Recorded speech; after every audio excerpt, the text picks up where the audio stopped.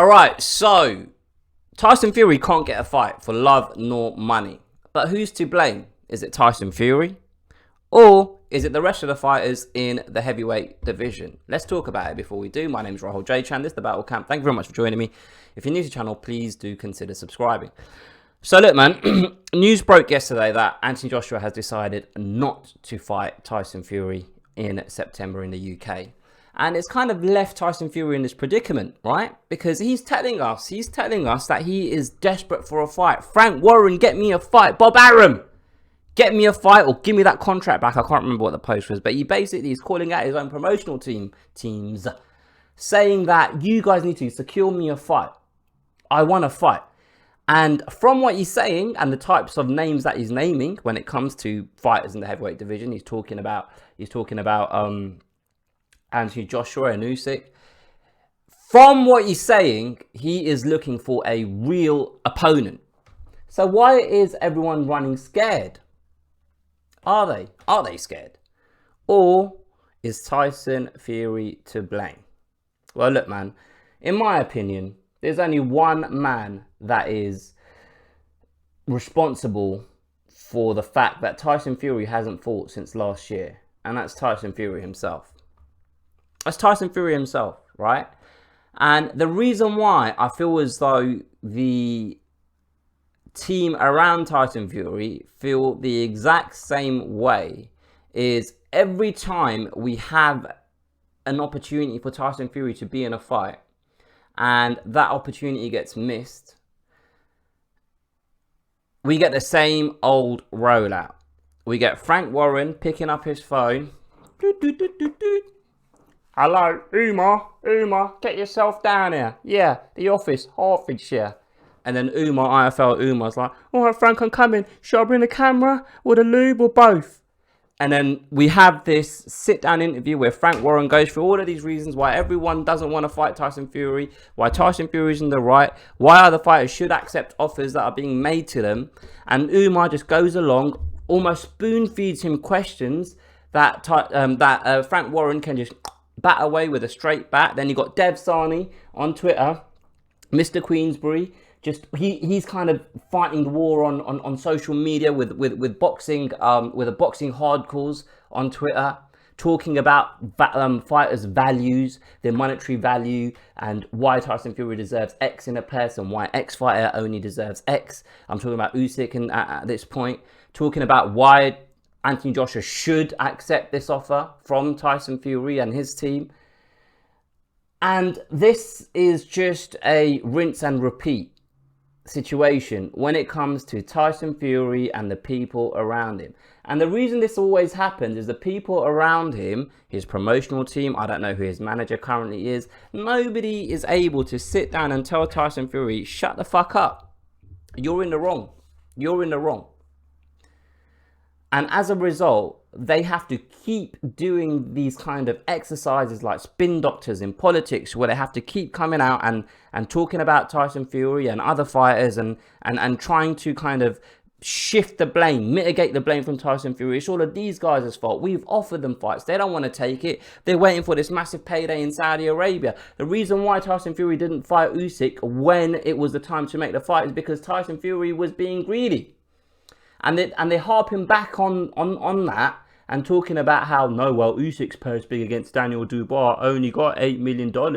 And when Tyson Fury had a purse bid against Dillian Whyte, it went to $30 million. So by that calculation, none of it makes sense. Everything needs to be assessed on an individual basis. This isn't comparing apples to apples. It's comparing apples to fucking ironing boards. There's one right here, which is why I said ironing boards.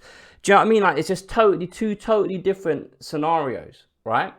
And in Tyson Fury's greed, his lust to be the man and everything needs to happen on my terms, he's ended up in a situation where he's got fucking nothing. Where nothing is happening. Nothing is happening. And Usyk's going to fight against Daniel Dubois. And Anthony Joshua's going to fight in August against Dillian Whyte. And then he's probably going to fight Deontay Wilder in December. Like, everyone's just moving on with their careers. Everyone is just fighting because there's still 3 belts out there that there's a genuine champion out who's willing to defend them. And then you got Tyson Fury holding his one. I'm talking about his belt there. So I'm glad. I'm glad that we've got to a position where Frank Warren and Umar sit down together and curate this kind of narrative and push it out to us, and less people are being blinded by the bullshit. Because every single response in that video that I saw, one of them was mine, was just berating Frank Warren, berating Umar, berating Tyson Fury. And it's fair to do so. It's fair to do so, because when you're in a position where you pick and choose the outlets that you sit down and have these long, in-depth discussions with, and these are guys that carry favor with access to you, you get to kind of dictate how the conversation flows, right? It's almost like with Dana White and the media that cover MMA or the UFC specifically. Like, people are so scared of him that they kind of just bend to Dana White's requirements. And I don't blame them for that. I don't blame them for that, because they need to earn a living too, right? But in this situation here with Tyson Fury and Frank Warren, and to be honest, look, I'm not even really upset with Frank Warren, because at the end of the day, he's a promoter, right? His job is to promote his fighters.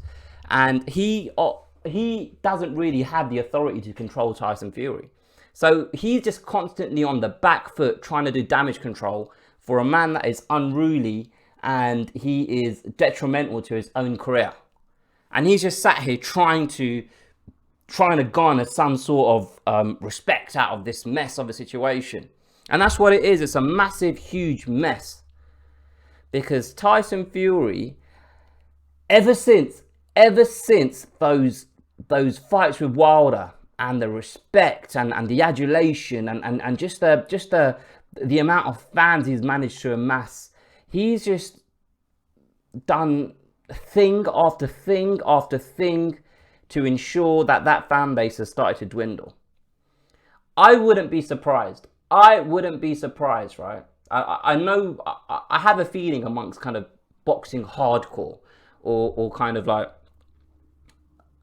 casual core fans, right? Because I count myself as a slightly casual hardcore boxing fan. Like, I watch most events, but I'm not someone that will know the record of a fighter third on the card on a DAZN show. Do you know what I mean? But the point I'm trying to make is, I reckon if Tyson Fury and Usyk were to fight, and a stadium or an arena in the UK was filled up with hardcore and semi-hardcore fans like myself, majority of the crowd will be on the side of Usyk. The majority of the crowd would want Usyk to win, just because of the way Tyson Fury has behaved over the last year. It's funny, right? Because even like, I watched this, the reason why I'm making this video is I watched the interview that Umar did with Frank Warren, and the narrative and the arguments didn't make sense, because on one hand they're talking about Tyson Fury's commercial value, right? Oh, you know, this is what he's worth, and this is what he's worth, and this is what Usyk's worth. So the deal that we made Usyk back then was actually a fair deal, and Usyk should have accepted, but he didn't want to accept, right? And then there's another part of the story. Well, AJ should fight Tyson Fury in England, because when we said that we were going to have the fight in Saudi Arabia, everyone went mad. So we're doing this for the people, right? So now it's not about money. So the AJ fight isn't about money. It's about oh, this is for the people. But the Usyk fight, that's a commercial endeavor. That's about the money, right? So which is it? Which is it? Because if you really, really, really, really want to fight, then surely sometimes you're like, all right, well, I really want to fight. I think I should be earning X amount, but I'll accept this amount because the main thing I want to do here is fight. But to me, Tyson Fury, he only wants to fight if all of the conditions are on his terms. And because he's held this kind of stubborn position, he's here. He's sat here with no one to fight and nothing to do. And the problem that he's got now is, because all the top heavyweights are basically tied up in potential fights of their own, he has a really, really small pool of fighters to choose from for his next fight. And if it's another bullshit opponent, the commercial kind of capability of a package of Tyson Fury fighting, I don't know, ex-heavyweight who no one cares about, he won't make the money that he's striving for. It won't do the numbers on pay-per-view that he needs to get the money that he wants. So he's in a catch-22. He's fucked. And he's brought it on himself. And those are my thoughts about Tyson Fury and this predicament that he hasn't found himself in there. He's taken himself into this predicament. He's put himself there. But anyway, these are my thoughts. Let me know what you guys think. Put your comments below. If you've enjoyed the video, please do like, share, subscribe, all that good stuff. I'll catch you guys next time.